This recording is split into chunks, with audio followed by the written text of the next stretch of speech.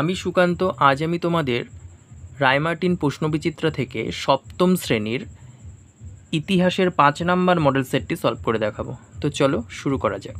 দেখো, 1 নাম্বার, বাংলার প্রথম স্বাধীন সুলতান ছিলেন। C number, Shamsuddin Ilyas Shah. 2 number, দেখো রেশন ব্যবস্থার প্রবর্তন করেন কে? B number, Alauddin Khalji. 3 number, দেখো আকবরের শাসনকালে ওয়াজিরি আজম প্রধানমন্ত্রী ছিলেন কে? উত্তর হবে ডি নাম্বার, বীরবল। 4 নাম্বার, দেখো সেনাবাহিনীতে দাগ ও হুলিয়া ব্যবস্থা চালু রেখেছিলেন। C number, Sher Shah. 5 নাম্বার, কিলা মুবারক এর অপর নাম? এ নাম্বার হচ্ছে লালকেল্লা।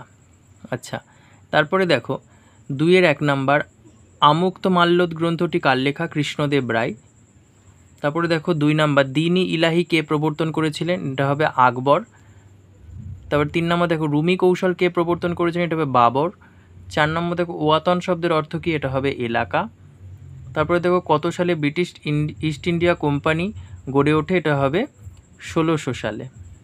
3-1, দেখো বন্দেগানি চিহলগানি বলতে কি বোঝো? এটা 90 পেজের 23 নাম্বার কোশ্চেন, রায়মার্টিন সহায়িকা।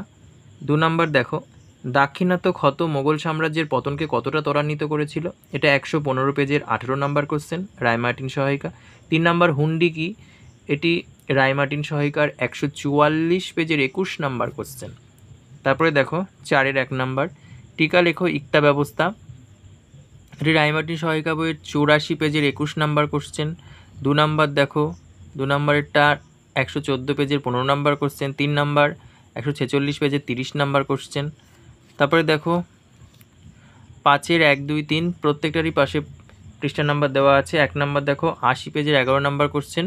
2 নাম্বার 110 পেজের 5 নাম্বার কোশ্চেন। আচ্ছা, 3 নাম্বার 139 পেজের 8 নাম্বার কোশ্চেন, রায়মার্টিন